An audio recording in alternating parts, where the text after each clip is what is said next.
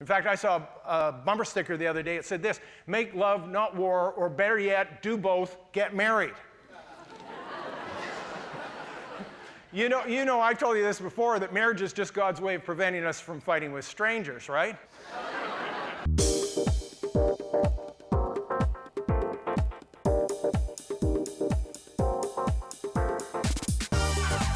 Welcome to Church of the Rock from Winnipeg.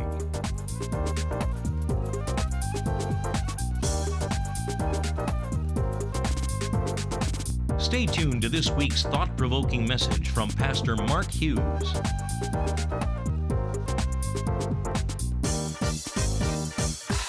And our world really hasn't figured out who we are as evangelical Christians in Canada. You know who they think we are? They think we are pro-war, pro-capital punishment, dismissive of science, disinterested in the environment, uninterested in social justice, hostile to gays and lesbians, obsessed with sexual sins and abortion. In other words, they think we're Republicans. And here's the thing, people, that's not who we are.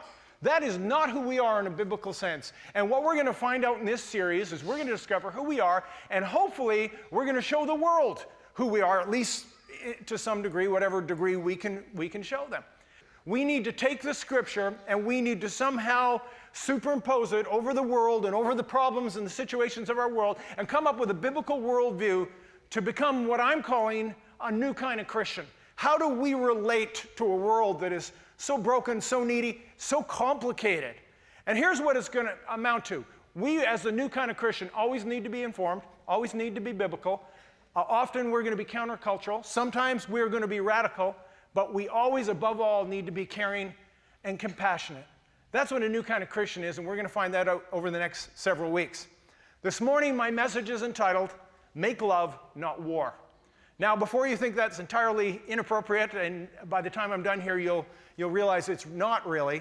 Most of you probably remember that as a Vietnam 1960s war slogan, or anti-war slogan, right? Make love, not war.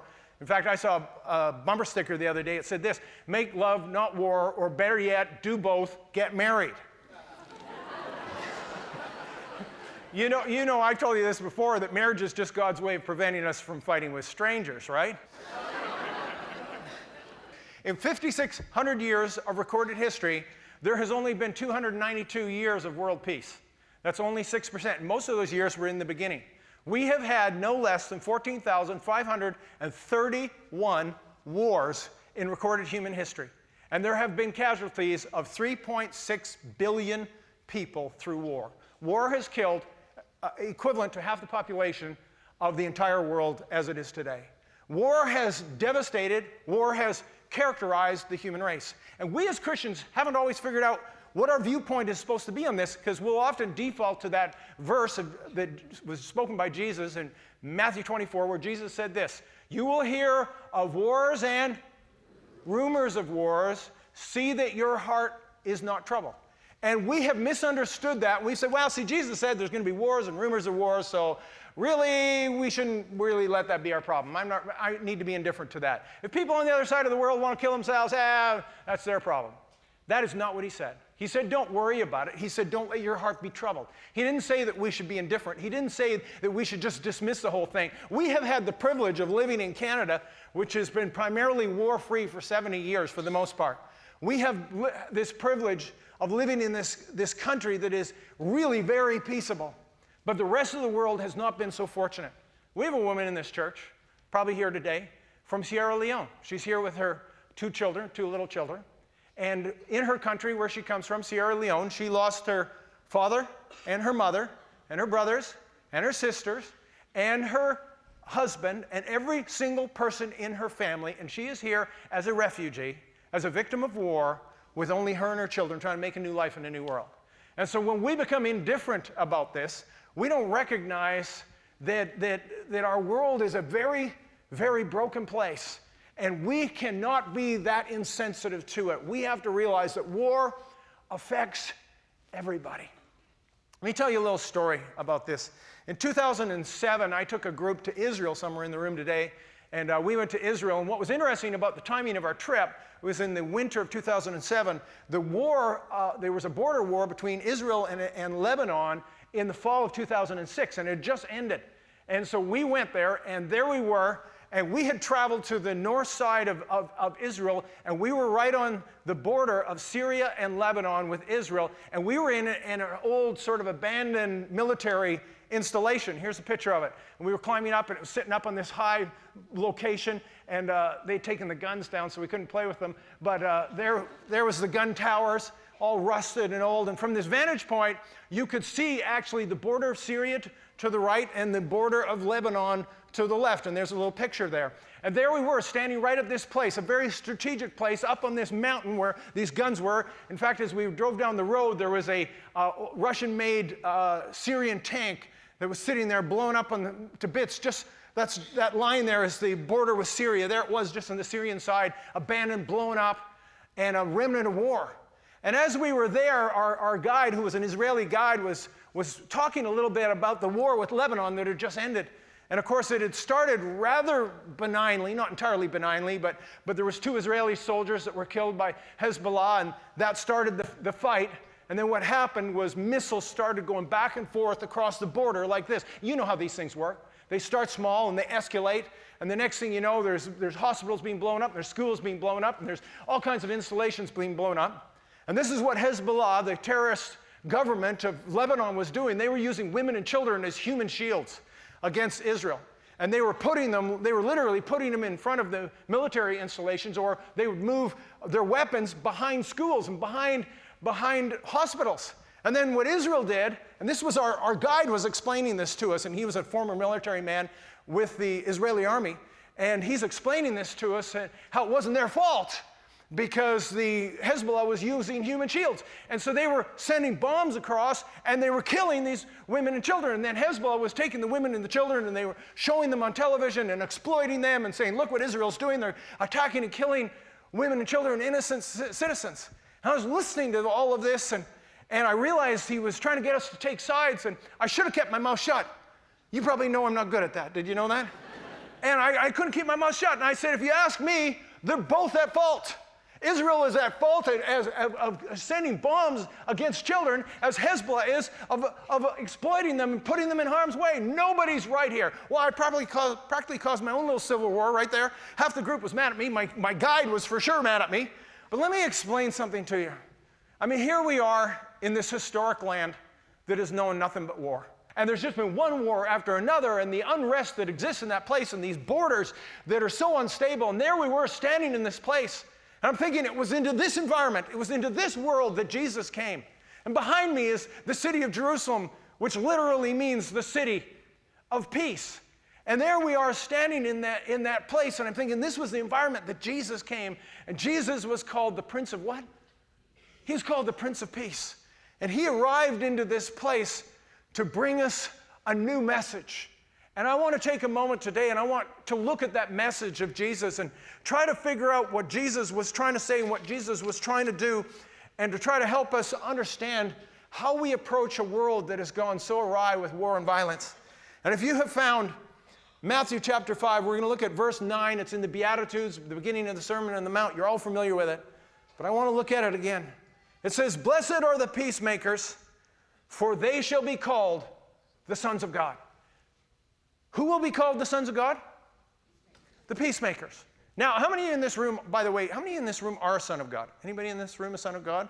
About half of you. I'm wondering what's wrong with the rest of the other half. Yeah, we're the sons of God. We're the sons of God. Because we're in Christ, we're considered the sons of God. But it says this, "Blessed are the peacemakers, for they shall be called the sons of God." There's a difference between being known as a son of God and being a son of God. And he says, the peacemaker, that's the one that's going to be called the Son of God. Now, when we look at this verse, we get a little confused. We say, well, okay, yeah, Pastor Mark, but what is a peacemaker? Because they do call bombs peacemakers. They do call soldiers peacemakers. And hey, I remember what Jesus said. Jesus says, the kingdom of heaven suffers violence, and the violent take it by force. See? He advocated violence. Did he? When you look at Jesus, when you look at the 3.5 years or the 33 years of Jesus' life, do you see one violent bone in this man's body? This was the man who went to the cross as a lamb to the slaughter. This was a man who never lifted up, he rarely raised his voice, let alone raised arms. He was the one who said to Peter, "Peter, put down the sword, for he who lives by the sword will" what? die by the sword. That was the world in which he was coming into. A world where people who live by the sword will die by the sword. And so we have to wrestle with this, and we have to say, what did he mean when he said that we shall be the peacemakers? Because you do have to interpret it. If you keep reading, we're actually going to see he tells us exactly what a peacemaker is. I'll tell you where it is. It's in verse 43. Same sermon, same context. It says, you have heard it said, you shall love your neighbor and hate your enemy. But I say to you, love your enemies. Bless those who curse you, do good to those who hate you, and pray for those who spitefully use you and persecute you. Listen to this, don't miss this. That you may be sons of your Father in heaven. For he makes the sun to rise on the evil and on the good, and sends rain on the just and on the unjust. Did you say that? Did you hear that? He said that you may be the sons of the Father in heaven. Would that be similar to being a son of God? This is not a trick question. It's the same thing. It's the same thing. He says, if you want to be a son of the Father, if you want to be a son of God who is a peacemaker, this is what you do. You need to love your enemy and do good to those who hate you. That is a peacemaker. He's defining it right here. I saw this bumper sticker, another bumper sticker the other day. I like this one a lot. It said, when Jesus said, you shall love your enemy, I'm pretty sure that meant not to kill him. What does it mean to love our enemy? I'm pretty sure it means not to kill them. I think that's what Jesus had in mind. He says that we do not return evil for evil or insult for insult or allow violent to become violent, but rather to love our enemies. Let me give you an example. Second World War, the war just ended. We have the city of Berlin split in half or almost in half. We have East Berlin and we have West Berlin. Now the wall that we're all familiar with, that came down in 1989 or 90, whatever it was not quite up yet. It got built, but it got built later to divide this city. And so what happened, it was this great hatred and animosity between the West Berliners and the East Berliners. And the East Berliners were not doing particularly well. And what they did in a sort of an act of retaliation was they would take their garbage at night with their dump trucks. They would back up over the line dividing East and West Berlin, and they would dump their garbage on the west side. The Westerners, guess what they wanted to do? Respond in kind, right? That's what people do. That's human nature. And when they were about to do this, a Christian man stood up and said, what are we doing here? Are you realize what we're doing? Do you realize how this can escalate? And he came up with another idea, and this is what they did. They took dump trucks full of food, clothing, and medical supplies, all which were in short supply in East Berlin after the Second World War. They took them across the line, and they dumped huge supplies of food, clothing, medical supplies. And then, perhaps a little sarcastically, they put a note on top of it, and the note read, let each one give according to his ability. The dumping of garbage ended instantly. Why? Because they loved their enemy, and they did good to those who hated them instead of responding in violent kind. Many of you know the name Augustine or St. Augustine. He was a 4th century Christian, probably considered one of the greatest Christian minds of all time. And one of the things Augustine wrestled with, and we're wrestling with, is this. He wanted to know, how do we reconcile the clear message of Christian pacifism with one's responsibility as a citizen of whatever country to defend their nation in times of war? And I think that's a very important question. And he wrestled with it, and some of you know his book, A City of God, and he wrestled with this, and he came up with what is known today as the just war theory, or he didn't call it that, but that's what it's called today, the just war theory. And he said that war was justified under circumstances. And there was 7 or 8 different principles. Here it's just a few. That it would always be the last resort, that it would be waged by legitimate authority, that it would be proportional to the damage, that it would redress wrong and evil, and that it would always, always, always, always reestablish peace, that had to be the goal. He went on to say this. He said that it is always wrong for a Christian to defend oneself, but it is not wrong for a Christian to defend another that is being taken advantage of or victimized. And so he said, we will always have war with us. His conclusion was, there will always be war. Jesus said there will always be war. But he said war was always the result of sin. And the only just war would be one that would remedy sin. And then his final words on the subject were this. He said, war should always be waged with great sadness of heart. Or in other words, he said, it should never be a swashbuckling event to go and tromp and stomp the enemy. It should always be done with great sadness and great remorse in one's heart that we're really trying to establish something. You know, in 2003, many of you weren't around in 2003, but I was on record of opposing the invasion of Afghanistan and Iraq. I went on television across the nation and I made that comment. It was a pretty bold comment in 2003 to say that when Canada was going into Afghanistan, the US was going into both countries. And I said, I don't believe this is a just war. I don't believe it fits the parameters of the just war theory, and I think we're making a mistake going into these countries. And I know that was a difficult thing to say, but I said it anyway because I was concerned that we were going in under false pretenses. I said, this looks like revenge to me. This looks like revenge for 9/11, that terrible and fateful day of those terrorist attacks all over the US that killed some 4,500 people. And there was this appetite for revenge, or this appetite to do something. But somehow we got confused. Somehow the thing got all misguided, right? Because out of the 19 terrorists on 9/11, 15 of them were Saudis. None of them were Afghans. None of them were Iraqis. And yet somehow Saddam Hussein became public enemy number one, and the next thing you know, we're marching into these countries that had really nothing to do with this terrorist attack. There was something seriously, seriously wrong with this picture. And it concerned me. I said this, I said, I believe that what's going to happen is those countries are going to be in worse shape when they're done, because we don't have a good track record liberating these nations that haven't asked to be liberated. And so, of course, 10 years later, you look at it, you be the judge, you decide. And I think if one thing we've learned is this: we can't always trust our political leaders to make the right decisions concerning warfare. Most of you in this room would probably agree with that. Jesus said what? Jesus said that we have a responsibility to love our enemies and to do good to those who hate us. You know, last weekend I was on a plane. I was speaking at the Calgary church, and I was on my way back. As I'm waiting for the security check, it's a very long line. And this frantic young man in his 30s, he comes in, he's frantic because he thinks he's going to miss his plane because he's late because his taxi broke down. And they wouldn't let him move to the front of the security line, so I let him. And just act like you're in charge. And so I let this guy cut in front of me, and he was so grateful. He was talking 100 miles an hour, and I said, what time does your flight leave? He says, 2:30. I said, I'm pretty sure you'll make it. And he says, how do you know that? And I said, because my flight leaves at 2:30, and I never miss my flights. And so we go through security, and I go to my plane, and I'm sitting in my seat, and I look up, guess who I see walking down the aisle? I see this man walking down the aisle, and I said, could this happen? Could this really happen? There's an empty seat beside me. He comes and he stops right there, and he says, I think that's my seat. He sits right beside me, and he says to me these words. He says, this must be fate. How many of you believe in divine appointments?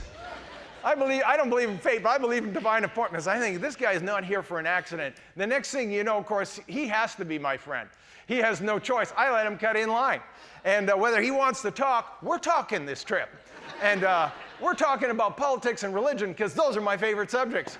And so anyway, he finds out I'm a pastor. I find out that he's a Catholic, and he's long since fallen away. And he asked me what kind of pastor I was. I told him I was a pastor of used the term evangelical church. He did not know what an evangelical was. He had never heard the expression in 32 years of life. I thought, man, I got my work cut out for me with this guy. You know what he told me? He said, I'll tell you what my greatest beef with religion is. My greatest beef about religion is they have caused all the wars in the world. And he says that they're always fighting in the name of religion. Well, I actually know something about this subject. And I said, well, Andrew, let me tell you a little history lesson. I gave him a big, long history lesson on the wars of humanity and the fact that almost none of these wars are truly in the name of religion. Now, they're in the name of religion, but they have nothing to do with religion. Do you think the conflict between the Protestants and the Catholics in Ireland has anything to do with religion? Do you think their religions tell them to kill each other? Their religions do. We know that because we have the same religion. Their religion does not tell them to kill each other. That is an excuse. Most of the worlds in the world, yes, they are in the name of religion, but religion is used as an excuse for the racial and ethnic hatred and prejudice that people have one for another. That's the real issue. And it makes me mad that Christianity and faith gets the blame for this. Now, understand it. because we have the Islamic terrorists, which again are really not about religion. It's all about ideology, and it's all about geopolitical power. And we have the biggest black mark of all, which of course is the Christian Crusades in the 11th to the 13th century. For 9 times, in over 200 years, 9 times the Christian West invaded the Holy Land. 9 times! They went in with armies. You've all seen the movies. And they went in slaughtering everybody in their path. You know who they killed? They killed the Muslims. They killed the Jews. They killed the Christians. You know what? It had nothing to do with religion. It had everything to do with political power and controlling the Middle East. It was a huge black spot on us as Christians in our history. But here's a part of the story that you probably do not know. In 1996, there was a man by the name of Lynn Green. He worked with Youth for a Mission, YWAM. And he's a new kind of Christian. And he looked at the historical record of the Crusades, and he realized in 1996, it was the 900th anniversary of the very first crusade. And he came up with a mission. He called it the Reconciliation Walk. And you know what he did? He, for the next 3 years and 4 months, retraced the steps of the first crusade from Cologne, Germany to Jerusalem, Israel. He spent 3 years and 4 months, and he gathered as many Christians who wanted to walk with him, and they traced it in real time, basically at the same pace that the Crusaders went, and they went from city to city through southern Europe, through Turkey, through Syria, through Lebanon, and finally into Israel to Jerusalem. All the way along the way, they stopped at churches, mosques, synagogues, and apologized to the people in those cities 900 years later for the atrocities committed by the Christian church. People were flabbergasted. And these mosques, as they would go to the imam, and the imam said, "What do you people want?" At any time, there might be up to 500 of them in the group. There's 2,500 over a period of time that joined the march in different parts. And the imam would say, "What are you doing here?" And they said, "We want to apologize for the crusade 900 years ago." And these men were flabbergasted and said, nobody has ever apologized for these things. By the way, later on, Pope John Paul II and Pope Benedict both apologized for the Crusades, by the way, because we know that in the 900 years before 1996, it was actually Pope Urban who had actually commissioned the Crusades in the first place. So there was a need for an apology there.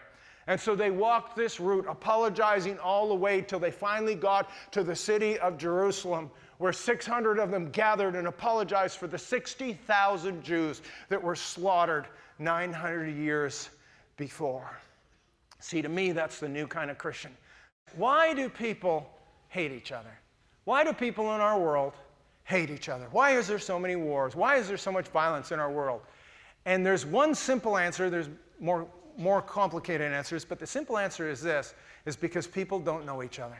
You know what I love about this church more than anything else? I love the ethnic diversity in here. We have people from every color and every race and almost every country in the entire planet, and we have been thrust together in this thing called family, in this thing called unity, and we found out that we can get along because we get along in Jesus, and one day we're going to stand underneath the throne and we're going to worship Jesus together from every tongue and every tribe and every people. And today is just a dress rehearsal for what is yet to come, right? The only reason people don't like each other is because they don't actually know each other. Let me close with one final story here today, and it's the story of Joe Morgan. Joe Morgan was enlisted as a Navy gunner in the Second World War. He was posted, there's a picture of him, he was posted in Honolulu at what we know as Pearl Harbor. You know the story, December 7th, 1941. The Japanese invaded Pearl Harbor. It was a sneak attack. There's 353 planes descended on Pearl Harbor without warning, without provocation. And they sunk 3 cruisers. They sunk 3 destroyers. They destroyed 188 aircraft. They killed 2,402 servicemen and injured some 1,200 to 1,300 others. In the midst of this, Joe Morgan was totally taken off guard by this. He was fearing for his life, and he ran and he hid under a beam in a hangar, and then he began to realize how cowardly he was. And he went to his post, and his particular plane was on the ground, as the rest of them were, but he got into his plane and he got at the guns and he fought off the Japanese with great hatred in his heart. And his desire that day as he held onto that gun shooting at these planes was, I want to kill every last one of them. And as he was shooting at them, he began to realize that this might be his last moment in life. And so he began to pray that prayer of desperation that many of you have prayed, and it goes like this: Lord, if you get me out of this mess, I will do anything you ask me to for the rest of my life. God often takes you up on that. And so what happened after the war was God called him into the ministry, and he went to Bible school, and he went to seminary, and he emerged as a pastor of a Baptist church, on the island of Maui. This whole time, for 15 years as he served as a pastor on the island, he always hated the Japanese. He never got over his hatred for them. And even though he was talking about the love of Jesus to other people, he never really got over that wound that he had in his heart over that fateful day. And then he heard a story that there was a man, a Japanese commander by the name of Mitsu Fushita, coming to Maui to speak. Or actually, Michael upstairs in the control room, he says, I need to pronounce that name correctly, and it's pronounced Mitsu Fushita. And so, so there you go. I'm doing that once for Michael. The rest of the time, I'm going with my anglicized version of it. And so Fushita, some of you know this story, I've told this story, was that after the Second World War, he was the commander of the attack on Pearl Harbor.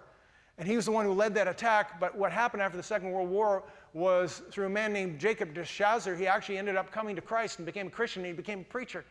And 15 years after Pearl Harbor, he came to Hawaii to preach the gospel of forgiveness and healing and reconciliation. That's what he came for. And he was coming to the island of Maui, and there we have Joe Morgan, and he's reading that his arch enemy, the man he's hated for 15 years, is coming. So he decides he's going to go listen to this man speak, and he wasn't sure that at the end whether he would go and shake his hand or pull out a gun and shoot him. But at any rate, he was going to go. At the end of his speech, he walked up to Fushita, and he said, I am a survivor of the attack on Pearl Harbor. Fushita bowed very low like this and said, Gomenese, which means, I'm sorry. Perfectly pronounced in Japanese, thank you very much. And so he bowed low and said, I'm sorry. And then in English, he said, please forgive me. He reached out his hand, and Joe Morgan reached out his hand, and they shook hands, and he said, in that moment, all of the hatred and all of the bitterness in my heart flooded away, and it was gone. And all of a sudden, I was able to find forgiveness in my heart for this man. Joe went on to become a chaplain in Vietnam and help people overcome their hatred and their dealing with these feelings of animosity towards their enemy there. And when he retired, that was the picture of him as a chaplain. And when he retired, he became a volunteer of all places at Pearl Harbor in Honolulu at the War Memorial, the USS Arizona. How many of you have been to the Arizona in Honolulu? Some of you have visited that place. And Joe would instruct tours, and he would lead people, and he would talk about the day, and he would talk about the attack. But invariably, he would tell his whole story, and sometimes it took half an hour. And he would tell his story, and he would tell the story about meeting Fushita, and he would tell the story about Fushita finding Christ and about him committing his life to Christ himself. And Joe had become a new kind of Christian, and he talked to people about forgiveness, and he talked to people about reconciliation, and he talked to people about loving their enemy and how we can change our world if we begin to love our enemy. And he did that for the next 12 years till he died in 2002. And you see, what Joe Morgan figured out is that he could be a new kind of Christian. He could be a kind of Christian that knew how to make love, not war, in the true sense of the words. He learned how he could become a peacemaker. Because Jesus said this, that we should love our enemies and do good to those who hate us. And in doing so, we will be the sons of our Father in most heaven. Because blessed is the peacemaker, for they shall be called the sons of God. We can make a difference in our world. What we need to do is make love, not war. If you'd like a booklet to help you understand more about God's gift of forgiveness and reconciliation through Jesus Christ, please contact us, and we'd be happy to send you a free copy of the Book of Hope. visit our website at www.churchoftherock.ca. Thank you for watching, and God bless you.